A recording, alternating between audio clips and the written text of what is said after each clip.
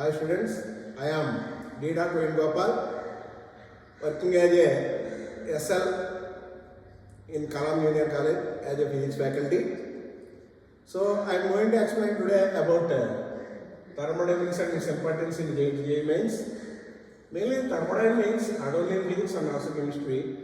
So both in physics and chemistry can carry nearly 3 to 9% of weightage in the total. Okay, mainly on the physics, the thermodynamics. What do you mean by thermodynamics? So introduction about this thermodynamics. Thermodynamics is one of the branch in physics. It deals with mainly about how the quantity of heat supplied into essential or utilized into one.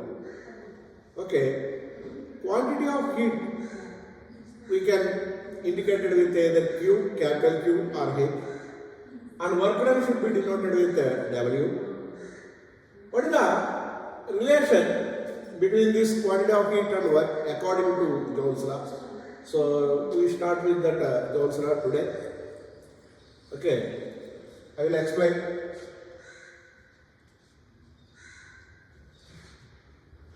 Joule's law and its importance.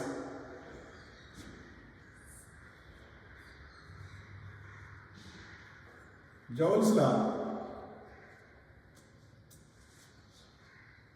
So, Joule's law states that the amount of work done and quantity of heat supplied to the system is always directly proportional. W directly proportional to Q, or we can write it as W is equal to, with proportionality constant indicated with J, JQ. Here, the J is called Joule's constant or mechanical equivalent. J is equal to, we can write it as W by Q. Work done in MKS or SI system, the unit of work done is Joule. Quantity of heat, calorie. So Joule per calorie is the unit of Joule's constant. Joule per calorie. What is the value of this proportionality constant? Is 4.19 or nearly 4.2 J per calorie.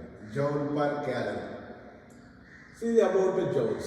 How the quantity of heat supplied should be converted into work. W directly proportional to Q, or W is equal to JQ, then J is equal to W by Q. So what is the value of J, either Joule's constant or mechanical equivalent? The value of J is 4.18 or nearly 4.2. So while solving in problems, we can consider it as for our convenience it should be 4.8 joule per calorie. Okay. Next one.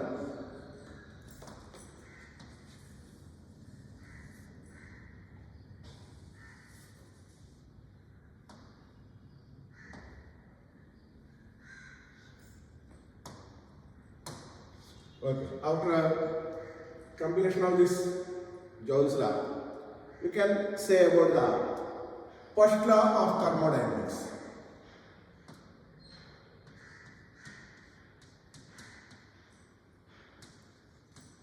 First law of T. How can you define the first law? What is the mathematical expression for this first law of thermodynamics? First law. First law states that, like, consider a system consists a tight frictionless piston. Suppose if you supply heat to the system or some quantity of heat to the system, so the quantity of heat supplied to the system will be denoted with the dQ. The quantity of heat supplied to the system, it can do two things. One is that due to this quantity of heat, internal energy, that means in between the molecules, there should be random origin. Internal energy of the system increases, and partly the quantity of heat supplied should be converted into work. That means dq is equal to du plus dw. Here du is the internal energy, dw is the work done. Here dw, there will be mainly two types of this work done. Suppose work is done on the piston, that means volume increases. Work is done on the piston by supplying heat. Work is done on this piston, that means suppose this piston is moving due to internal energy, rising of internal energy, piston moving upward, that means work done by supplying heat. Okay, that means if volume increases, we can consider it as positive. Suppose if you work is done on this piston, volume in the system will be decreases, then it should be considered as negative in front of this signs, positive or negative work done. You should be differentiated as either work is done by the piston or work is done on the piston, depends upon those. Okay, this is the about first law of thermodynamics. Next, second law.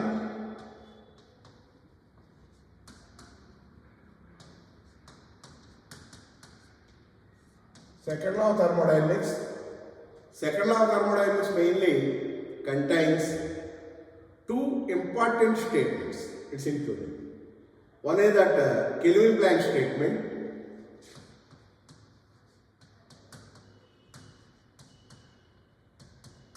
Kelvin-Planck statement. Another one is the Clausius statement.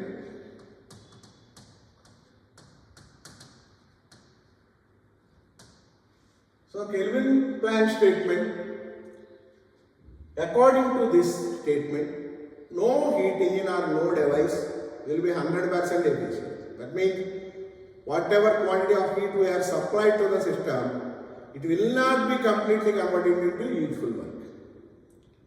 That is about this Kelvin-Planck statement. The second one, Clausius statement, states that heat cannot flow from cold body to hot body. Hot body to cold body, it can easily flow.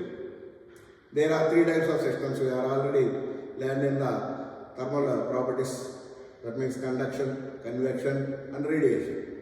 That is from hot body to cold body. But heat cannot flow by itself from cold body to hot body without help of any external agency.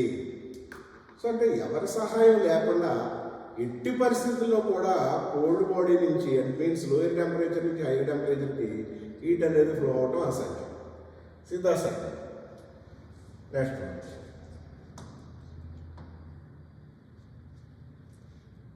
Next one, after completion of these two laws, the important topic in this is how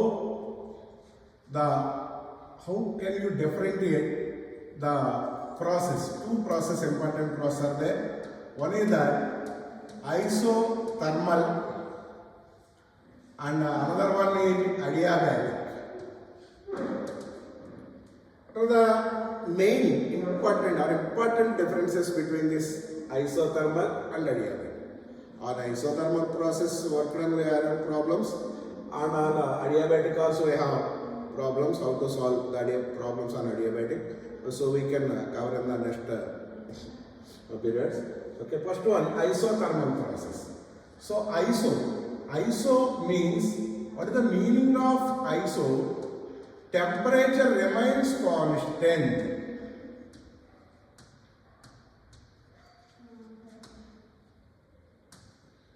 Temperature remains constant throughout the entire process, but pressure and volume can be variable. Temperature must be constant. That means that is the meaning of iso. In isothermal process, the system, that means cylinder and as well as piston, are made with good conductors of heat. That means if temperature increases in the system than the surrounding, it can easily flow from system to surrounding. Otherwise, if surrounding has more temperature than the system, it can absorb the heat from the surroundings.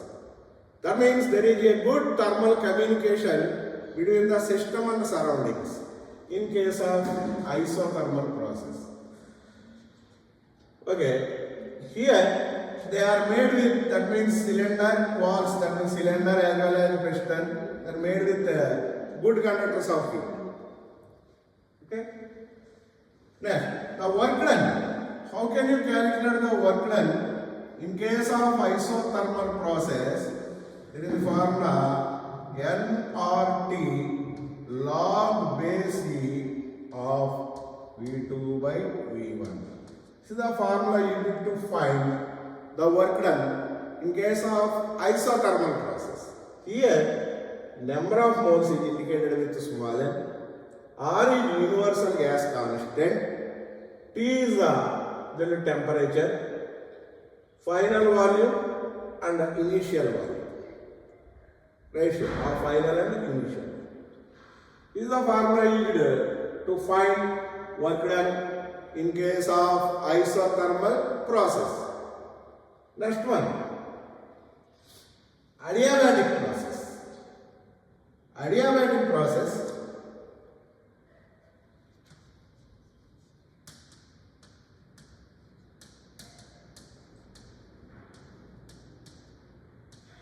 Here, in case of adiabatic process, cylinder as well as piston are made with bad conductors. Bad conductors means insulators. They do not allow the heat to flow. That means there is no thermal communication between the system and the surroundings. It is a quicker process than the isothermal process. Okay, in case of adiabatic process, pressure, volume and temperature, all the factors may be changed. But in case of isothermal, temperature throughout the entire process will be constant. Only pressure and volume will be changed. Okay, here they are made with bad conductors or insulators. There is no thermal communication between the system and surroundings. It is a quicker process than the isothermal process. So formula used to find ratio between pressure and volume in case of adiabatic process. P1 V1 power gamma is equal to P2 V2 power gamma. Here gamma, the adiabatic constant.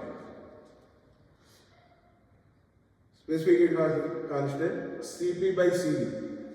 You can calculate this gamma by using the formula Cp by Cv. Specific heat at constant pressure to specific heat at a constant value.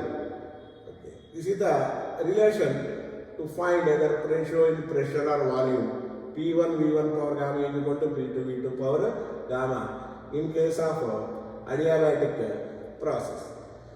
Adiabatic process is a quicker process than the isothermal. Here pressure, volume and temperature all may be changes. But in isothermal, only pressure and volume may change. Temperature remains constant the entire process. Okay. What is the work done to find adiabatic process work done? W is equal to R by gamma minus 1 into T1 minus T2. The formula is to find work done in case of adiabatic process.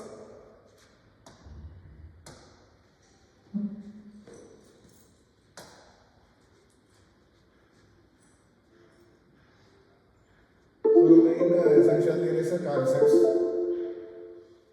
foundations for thermodynamics. Here they are given the definition for thermodynamics. Thermodynamics is the branch of physics, relation between heat and work, temperature, energy. Explain how. That means in how many ways the heat energy will be transfers into work. Okay. calculating the efficiency of missions. That means the important one is Carnot.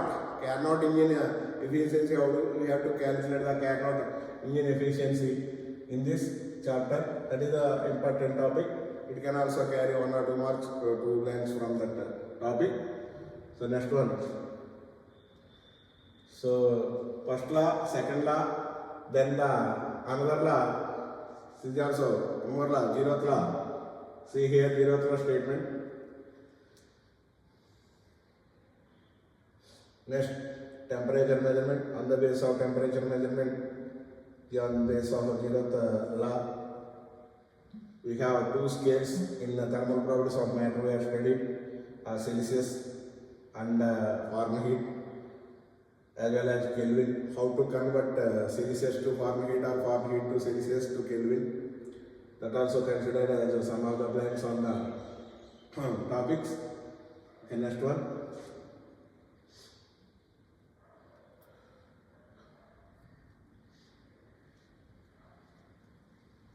We can next we can discuss about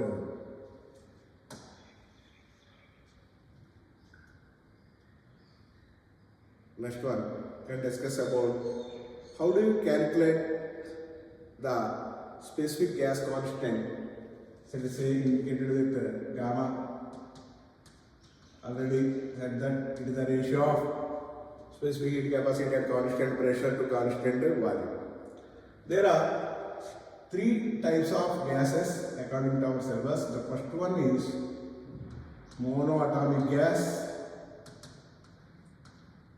degrees of freedom 3. Next, diatomic gas, degrees of freedom 5. Next, polyatomic or triatomic gas has degrees of freedom 6.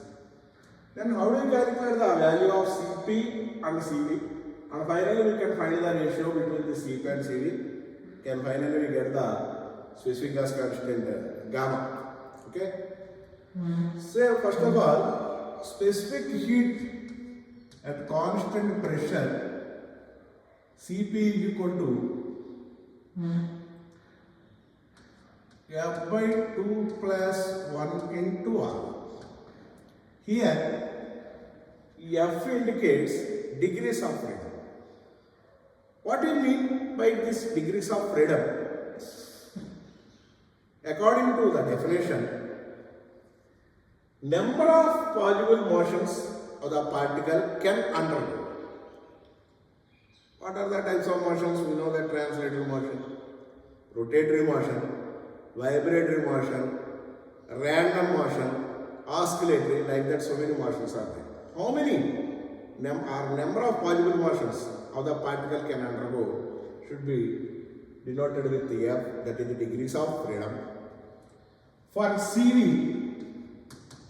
it is F by 2 into R, where R is universal gas constant, F is degrees of freedom. Let us say for monoatomic gas, what is the value for monoatomic gas? F is equal to 3. Then find the Cp.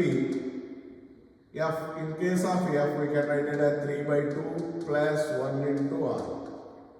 Cv, again